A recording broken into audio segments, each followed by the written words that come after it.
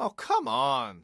Is looking for a second date update this morning with a guy named Darren. Hi, Kara. How are you? Hey, good. How are you guys doing? Doing great. Thanks for asking. What's the story with Darren? Okay. I'll just say this. I picked him up. I saw him at a bar. Oh. That's like different for me because I'm not usually just like walking up to guys in bars and stuff. Uh-huh. But I saw him standing there. He was like with his friends. And I don't know what came over me. I just walked right up to him and introduced myself. And how did you do that? Like when you approach him, you see a man you want and you feel you must have him. How do you approach him? What do you say? What's your line? Okay, so I went up to him and I was like, hey, are you here with somebody? And he said no. And we just started chatting a little bit. That's how it started. Okay. Then I decided, you know what, let me take it to the next level. And cause I'm not like one who's like going out to bars and going up to guys. I just was like, I don't know what came over me that particular night. I just had something, so I just ordered a shot. And I was like, is there anybody that's going to be upset if I took you home with me tonight? Whoa. I like how far. This is some pretty gutsy stuff. Yeah. And that's really the second time you're making sure that he's not attached to anyone, because it's like, yeah, are you here with anyone? No. I know, but that's such an easy lie for men. No, I'm not. She's not here right now. Right, so exactly. technically, no, I'm not here with anyone. So I like the way how you phrased that question. Would anybody be upset if you were to, how did you phrase it? If you were to come home with me right now? Something like that. I was like, is there anybody that's going to be upset if you come home with me tonight? I like that question. I think that's a good question. Just my mom. Great verbiage. Which is exactly probably what Jeff would have said. Yep. Totally true. And this is like after I already had a shot, so maybe I was feeling a little bit more courage. Yeah. You were feeling empowered. Yeah, exactly. He just like smiled and he said, no, there was nobody that, so we just kind of like took it from there and we went back to my place after that. Hey. All right. And how did everything go there? Well, we didn't just like rush right to it. We actually sat there talking for, I don't know, it must have been like 5 hours. And we really kind of hit it off in a way you wouldn't expect for that kind of, situation where you just like pick some dude up in the bar. 5 So hours. you talked for 5 hours after you hooked up and had all those shots, or this like the next day? No, we didn't even have that many shots. I had like 2 shots, and it was after the first shot that I was like, hey, is there anybody, that'll be angry if you came back to my place or whatever, and just like put that out there. And then the second shot after that, we left. So I was like a little bit tipsy, but then we got back to my place. We didn't even like hit the sheets or anything right away. That sounds corny, but like literally we're up almost till dawn for like 5 hours just talking about life. I don't know. We just really had a connection, and it wasn't just physical chemistry, because then we wouldn't have been able to sit there talking for like 5 hours. Right. But to be clear, you did hook up though, right? Yes, we did. At some point we did, and it was really awesome. And so he left my place at like 4 a.m. basically, and then I was like, I think like the universe is like bringing us together or something. And he was like, absolutely. And so like he felt it too, Yeah, because he said absolutely. That's a definitive. That's not just a yeah. That's an That's affirmative. not an okay. Yeah. That's an absolutely. A definitive affirmative. Yeah. Yeah. It was very like absolutely. He like, I don't know. It was, okay, maybe he was just lying, but I felt like he meant it. Okay. Then we like kissed and he left, and then he just disappeared. Honestly, I didn't want to be like stalkerish, but I did like text him a couple times and called, and Nothing. Yeah. And I'm like trolling him on social media. Nothing. Yeah. Is he posting anything on social media? Yes, he is. Oh. He's active. He's active. He's So- out there. Mm-hmm. Is he hitting the He's alive and clubs? kicking. Yeah, just living his life. Yeah. Okay. All right. Let's call him. Please, because at first I thought it was going to be like a one-night stand, but then it kind of really became so much more. I'm just being real. That's why I need... Okay. Let me take a break here real quick. When we come back, we'll call Darren. Just kind of see what his thoughts are. about Kara and his night, his up all night with Kara. The second date update continues next. Jeff and Jen, Cincinnati's Q102.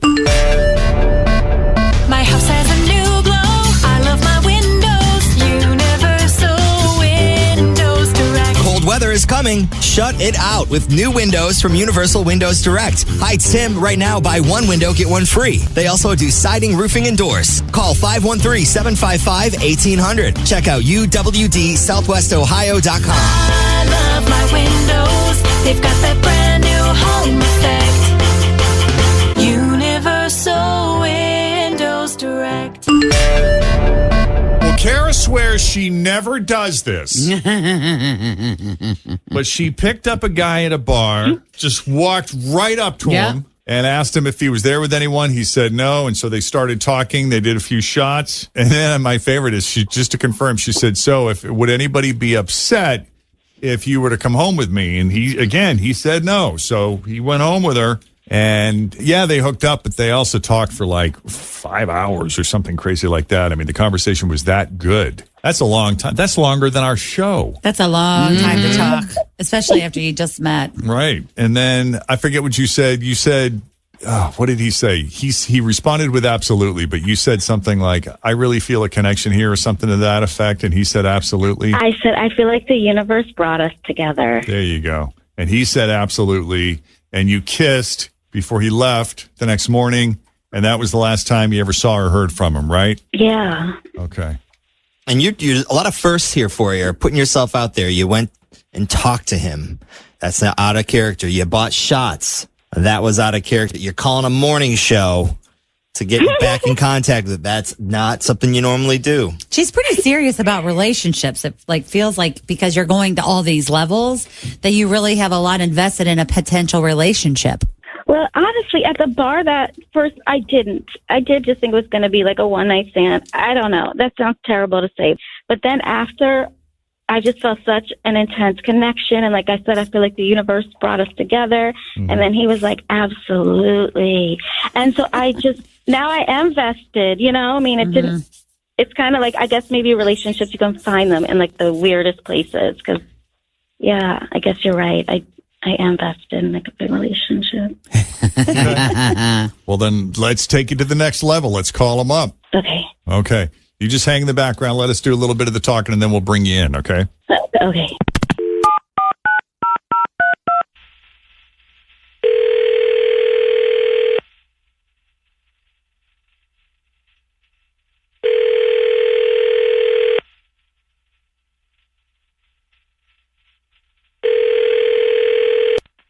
Hello. Hey, Darren. Yes. What's up, man? It's Jeff and Jen at Q102. How are you? Oh, no, like Jeff and Jen from the radio? Yep. Oh, no. What are you guys calling for? You're in trouble. Uh-oh. Who put you up to this? No, but, well, maybe Kara. Oh, well, I guess this is what happens when you go home with a girl from the bar, I guess. Yeah. Well, what was that like? She sounds really nice, and she felt a bit of a connection with you.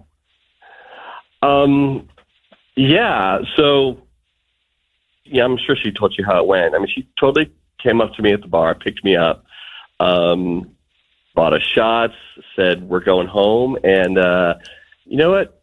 She was gorgeous. And I don't know if there was any single guy there who would have said no to her. So we left the bar, went back to her place. I mean, I had no idea what I was walking into, so that kind of made it a little exciting. And the night was actually really great. She was really cool and easy to talk to, and we had a good time. I mean, I did for a minute think this wouldn't just be a one-time thing, that, you know, maybe I could see each other again and hang out more. I mean, she was funny and interesting to talk to, but at the end of the night, it was 3 or 4 in the morning, and I needed to leave. And as I went to go get dressed, she grabbed my underwear and told me she was keeping them as a reminder for the night we spent together. And then she buried her face in them and took a huge sniff. Really? What's happening? Jeff and I are like, and the problem is, Why that's like the last thing I would want to bury my face in and take a sniff of. I mean, I'm clean. I know, but I don't need to be. I mean, I don't know. You guys hooked up, so maybe she wanted to be that close to your balls, but I'm just saying. See, that's not what I think of when I think of men's underwear. What do you think? It you're not thinking of attracts jock- Yes. kids? Oh, No, well. not me. No. I don't most think of about us, that. Most Most are pretty good wipers. Yeah. He's not 5. I think about sweaty eating through your underwear. Yeah, musk, man. She wanted to smell the musk. Musk, right. Man. And so that disturbed you, Darren. Yeah, and like I'm totally with Jen here. Like you see this in the movies, right? Where like men will like sniff women's underwear, but like they're sexy lingerie underwear. But the other way around, just regular men's boxers, men's underwear are pretty gross, and that kind of turned my stomach. That whole move was just like. Because he knows what was in there. He knows he's gross, and he had sweaty that day. And then he was thinking, I was at the bar all night and then the whole day with this chick. It was 98 degrees out. I was wearing non-cotton undies. Yeah. Woo! Yeah, I mean, she was like really into it, and a little freak can be fun, but it was just gross. I couldn't take it. It was not that bad. I was like half joking, and it was sexy. And Darren, you smiled when I did it, and you laughed, and like. Yeah, it was like one of those little like, what's going on? What the is going on? Kind of smile. Yeah. I mean, I even asked my friends about this, and everybody was like, "Dude, that's gross." Yeah. They all thought it was awful. The cuckoo meters started going a little bonkers. You're like, oh, God. Oh, my God. I didn't know you were such a prude. It was like, honestly, if I liked you enough, why wouldn't I like the smell of your I like the way you think, Kara. I don't know. I think that's gross. My underwear. Fine. You know what? I think it's gross to be that uptight and not have a sense of humor. That's what I think is gross and disgusting. I thought you were way cool. I thought we had a super connection. And like, just because like it's a little goofy joke and like half sexy, half joking, whatever, and yes, I like to smell your so what? Whatever. I think it's disgusting. You're that uptight and you have no sense of humor. So. And people say when a girl takes you home from a bar like that she's psycho, and it sounds like that's true. Double standard, double standard. A woman is not crazy because she is the one who was the initiator. You're sexist and misogynist. I would have agreed she's not crazy until she grabbed my underwear and took a big giant whiff. So. Yeah, and I was attracted to you before I thought you were like sexist with no sense of humor and uptight and a prude. Anyway, you're out. You're a prude. Bye. All right, so that was back in June, late June.